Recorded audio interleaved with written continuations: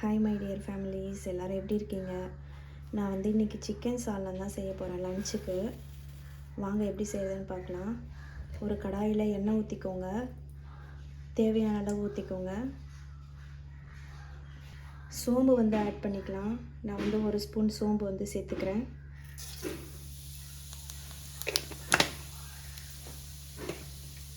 இது வந்து நல்லா கலர் சேஞ்ச் ஆகட்டும். சோம்பு சேர்த்தோன்னு சொன்னால் அந்த ஸ்மெல் வந்து நல்லாயிருக்கும். நான் வந்து பட்டை லவங்கம் இதெல்லாம் வந்து சேர்க்கல. ஏன்னா வந்து கரம் மசாலா வந்து நான் அரைச்சி வச்சுருக்கேன், கறி மசாலா தூள். ஸோ அதனால் வந்து மசாலாவாக நான் வந்து பவுடராக வந்து நான் இதில் சேர்த்துருவேன். பட்டை லவங்கம் சேர்க்கலை. நெக்ஸ்ட்டு வந்து கரம் மசாலா சேர்த்துக்கலாம். கரம் மசாலா பாருங்கள், நான் இந்த சின்ன ஸ்பூனில் 1 ஸ்பூன் வந்து ஃபுல்லாக எடுத்திருக்கேன். போட்டுடலாம்.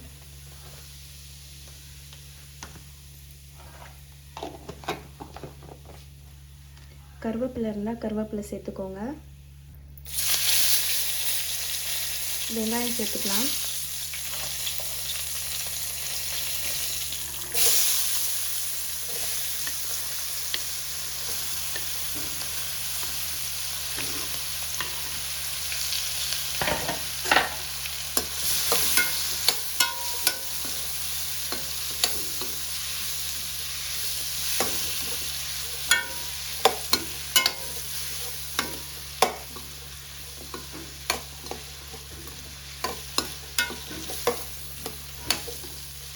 நான் சோம்புமே வந்து கரம் மசாலாவை அரைக்கும் போது வந்து ஆட் பண்ணிட்டேன். இது ஃபஸ்ட்டு ஸ்டார்டிங்கில் நம்ம போடும்போது அந்த ஸ்மெல் வந்து நல்லாயிருக்கும். அதனால தான் நான் வந்து மறுபடியும் சோம்பு வந்து இதில் சேர்த்துருக்கேன். உங்களுக்கு வேணும்னா சேர்த்துக்கோங்க, வேண்டானா விட்டுருங்க. கரம் மசாலா தூள் மட்டும் போட்டாலுமே போதுமானதாக இருக்கும்.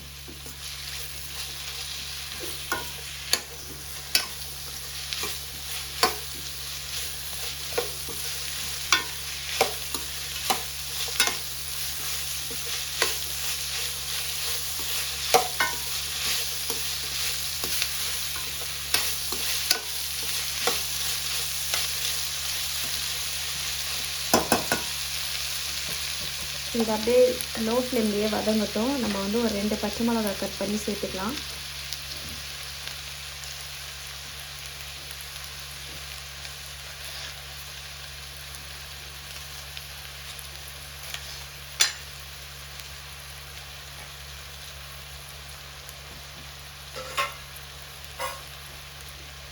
பாருங்கள், நான் ஒரு 2 பச்சை மிளகாய் தான் வந்து இந்த மாதிரி சின்ன சின்ன பீஸாக கட் பண்ணி போட்டிருக்கேன்.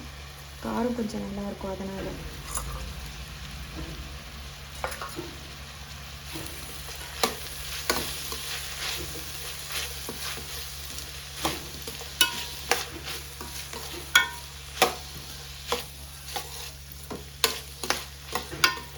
லோ ஃப்ளேம்லேயே வதங்கட்டும். மூடி போட்டு மூடி வச்சிடலாம்.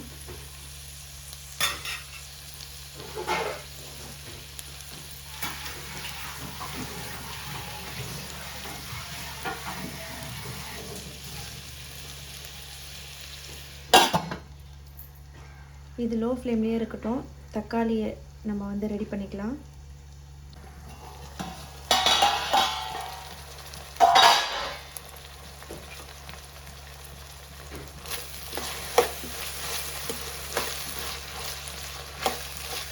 நல்லா வதங்கியிருக்கு, ஆனால் இன்னும் வதங்கணும்.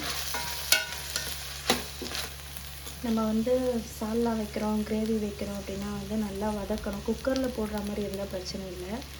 ஏன்னா வந்து நல்லா சூப்பராக வந்து குக்கரில் வந்து வதங்கிடுவோம், நமக்கு தெரியாது. நம்ம வந்து கடாயில் சட்டியில் போட்டு வதக்கிறோம். ரொம்ப டைம் எடுத்து வெங்காயம் தக்காளி வந்து வதக்கினா தான் அதோடைய டேஸ்ட் வந்து நல்லாயிருக்கும்.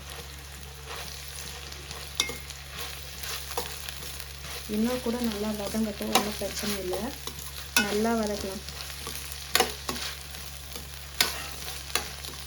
டைம் எடுத்து நம்ம செய்யும்போது அதோடைய டேஸ்ட்டே வந்து ரொம்ப சூப்பராக இருக்கும். அதனால் வந்து தக்காளி வெங்காயம் வந்து நல்லா வதக்குங்க. பொறுமையாக ரொம்ப அந்த ப்ரௌனிஷ் கலர் வந்து வதங்கணும், வரணும். ப்ளஸ் வந்து வெங்காயம் பார்க்கும்போதே வந்து நல்லா தெரியும் நமக்கு, ஓகே இந்த இது ஓகே நமக்கு அப்படின்னு சொல்லி தோணும் எனக்கு. நான் மறுபடியும் மூடி போட்டு வச்சிடுறேன்.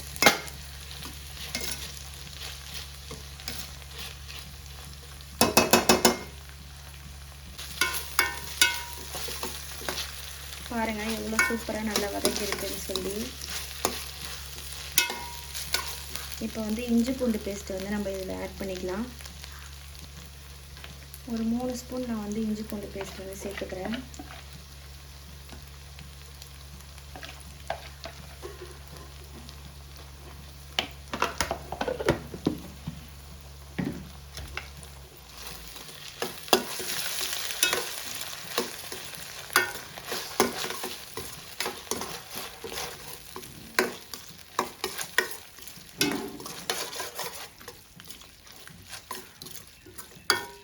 இஞ்சி பூண்டு பேஸ்ட்டு போட்டுட்டு ஹை ஃப்ளேமில் வந்து வைக்காதீங்க, கீழே வந்து அடி பிடிச்சிரும். லோ ஃப்ளேம்லேயே வந்து முடிஞ்ச அளவுக்கு கிளறி விடுங்க.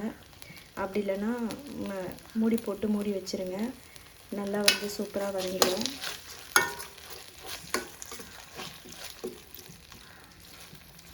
நான் டைம் எடுத்து பண்ணுறதுனால நான் லோ ஃப்ளேமில் தான் வந்து அதிகமாக நான் செய்வேன். இப்போ வந்து நான் மூடி போட்டு மூடி வச்சிடுறேன்.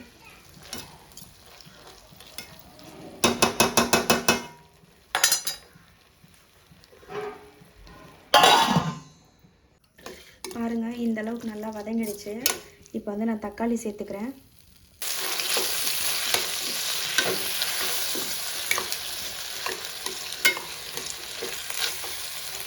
வெங்காயம் நம்ம போட்டிருக்கோம் இல்லையா, நான் ஒரு 3 வெங்காயம் வந்து நான் சேர்த்துருக்கேன். வெங்காயத்தை விட தக்காளி வந்து கம்மியாக இருக்கும். ஏன்னா அப்போ தான் வந்து டேஸ்ட் நல்லாயிருக்கும். புளிப்பு வந்து அதிகமாகிடுச்சுன்னா சால்னா வந்து நல்லா இருக்காது. தக்காளி புளிப்பு அதிகமாக இருந்தால் சால்னா வந்து நல்லா இருக்காது. நான் ஒரு 3 வெங்காயம் சேர்த்துருக்கேன்னா தக்காளி வந்து ஒரு 2 தக்காளி சேர்த்துக்கோங்க. சின்ன சின்ன சைஸில் 2 தக்காளி சேர்த்துக்கோங்க.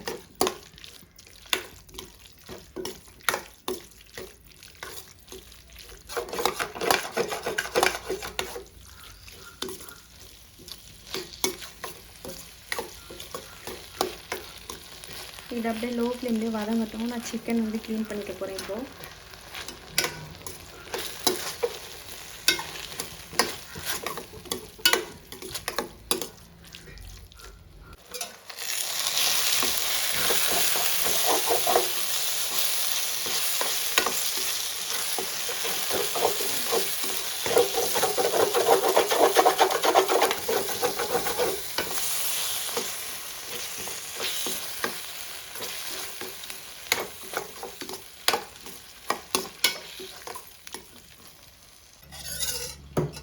சிக்கன் வந்து ஆட் பண்ணிக்கலாம்.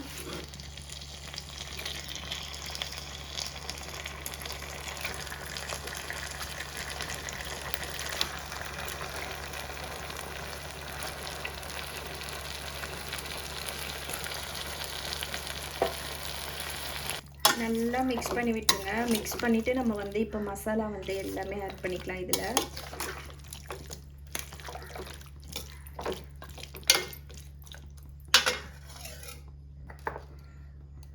மஞ்சத்தூள் சேர்த்துக்கலாம்.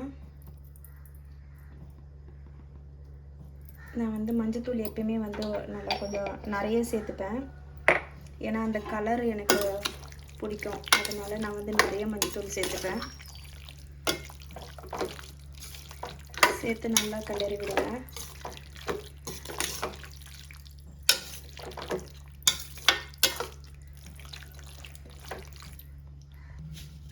உப்பு சேர்த்துக்கலாம். உப்பு உங்களுக்கு தேவையான அளவு சேர்த்துக்கோங்க. நான் இன்னும் தேங்காயெலாம் வந்து அரைச்சி ஊற்றலை, அதனால் வந்து கம்மியாக தான் வந்து உப்பு சேர்த்துருக்கேன். தேங்காய் ஊற்றிட்டு அதுக்கப்புறம் உப்பு பார்த்துக்கலாம்.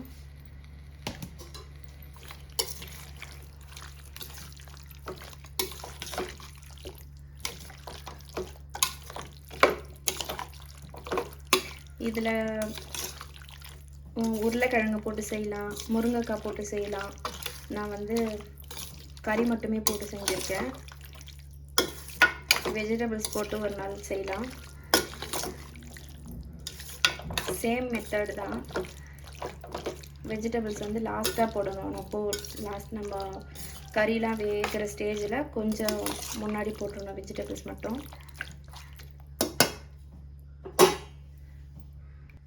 மிளகாத்தூள் சேர்த்துக்கிறேன். நல்லா இவ்வளோ பெரிய ஸ்பூனில் எடுத்துக்கிட்டேன், ஃபுல்லாக சேர்த்துக்கிட்டேன். தேங்காய் ஊற்றினதுக்கப்புறமா நம்ம வந்து காரம் பார்த்துக்கலாம்.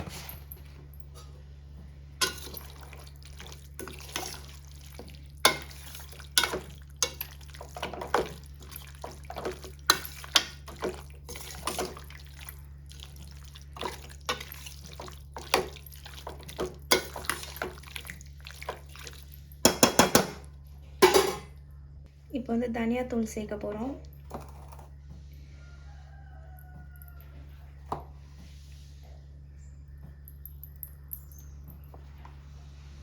ஒரு 3 ஸ்பூன் அளவுக்கு தனியாத்தூள் சேர்த்துக்கிறோம்.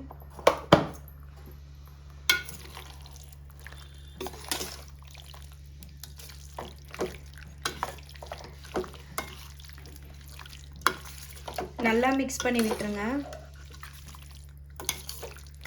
எனக்கு சில்வர் பாத்திரம்ன்றதுனால லைட்டாக அடி பிடிச்சிச்சு, ரொம்ப இல்லை, லைட்டாக தான் பிடிச்சிச்சு. அதை நான் வந்து சரி பண்ணிட்டேன். முடிஞ்ச அளவுக்கு கொஞ்சம் லோ ஃப்ளேம்லேயே செய்யுங்க, அப்போ தான் நல்லாயிருக்கும். இப்போ வந்து 1 டம்ளர் அளவுக்கு நம்ம வந்து தண்ணி ஊற்றிக்கலாம். இதில் இந்த 1 டம்ளரில் தண்ணி சேர்த்துக்கலாம்.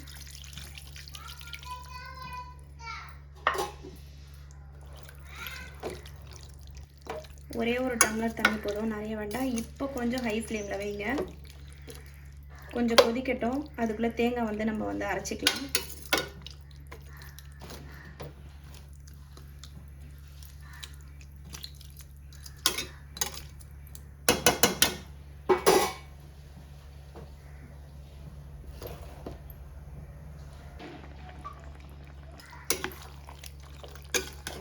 சிக்கன் வந்து ரொம்ப நேரம் வேகக்கூடாது, 10 நிமிஷம் தான்.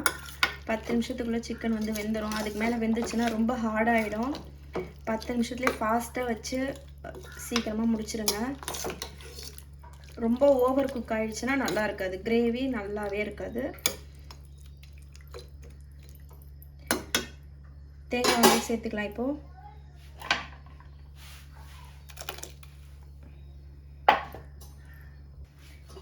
இப்போ வந்து சால்னாவுடைய திக்னஸ் பாருங்கள். இது வந்து நல்லா ரொம்ப கட்டியாக இருக்குது, ஏன்னா நான் ஒரு தேங்காய் ஊற்றிருக்கேன் இதில்.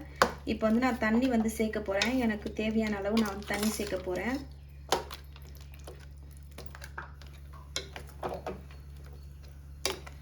காரம் உப்பு எல்லாமே பார்த்துக்கோங்க. பார்த்துட்டு மசாலா வந்து ஆட் பண்ணிவிட்டு தண்ணி சேர்த்துருங்க. கொஞ்ச நேரம் கொதிக்கும்.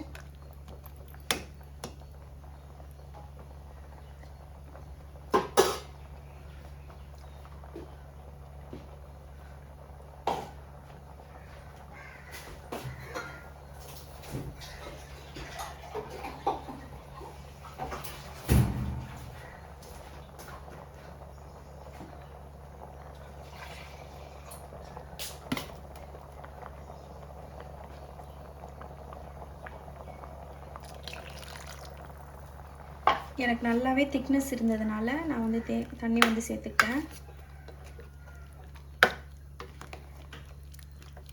இந்த மாதிரி இந்த அளவுக்கு இருந்தால் போதும். நான் வந்து இப்போ எடுத்து காட்டுறேன் பாருங்கள்.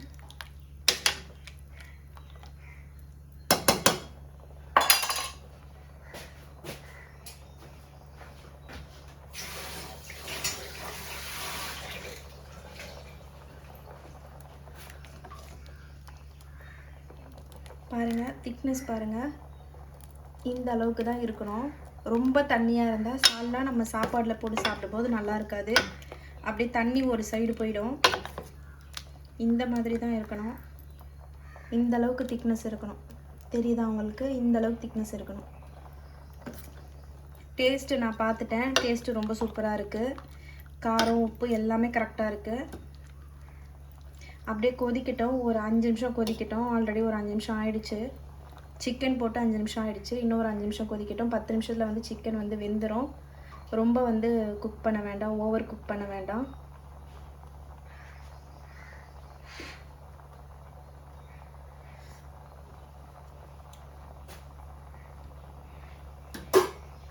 நான் லைட்டாக உப்பு மட்டும் இப்போ ஆட் பண்ணிக்கிறேன்.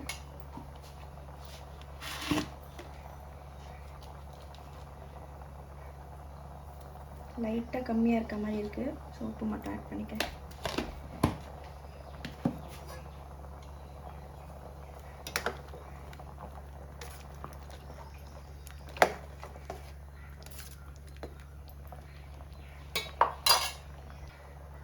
இது கொதிச்சுட்டு இருக்கிறதுக்குள்ளே நம்ம வந்து கருவேப்பிலை, கொத்தமல்லி, புதினா இது எல்லாத்தையும் வந்து ரெடி பண்ணி வச்சுக்கலாம். சால்னா வந்து நல்லா கொதிக்குது. இப்போ வந்து சிக்கன் வெந்துருச்சா நம்ம வந்து செக் பண்ணிக்கலாம்.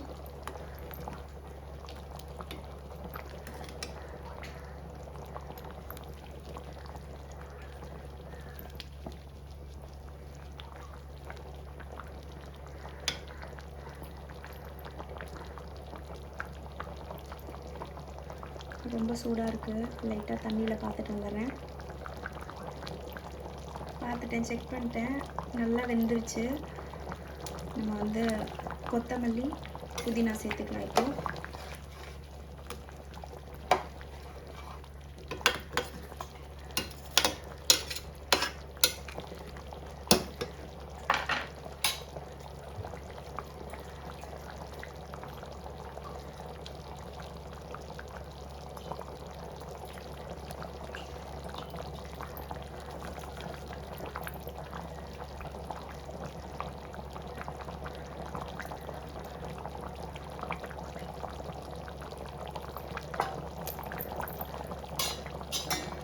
அவ்வளோதாங்க, முடிஞ்சிருச்சு.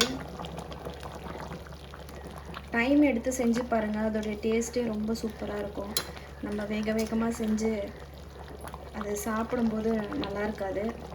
எதுவுமே டைம் எடுத்து பொறுமையாக பண்ணுங்க, அது ரிசல்ட் வந்து நல்லாயிருக்கும். பாருங்கள், என் பையன் குளிச்சுட்டு தொழுவு போகிறேன்னு சொல்லிட்டு இந்த மாதிரி ஒரு ட்ரெஸ் பண்ணிட்டு வந்திருக்கான். ஹாய்க்கா.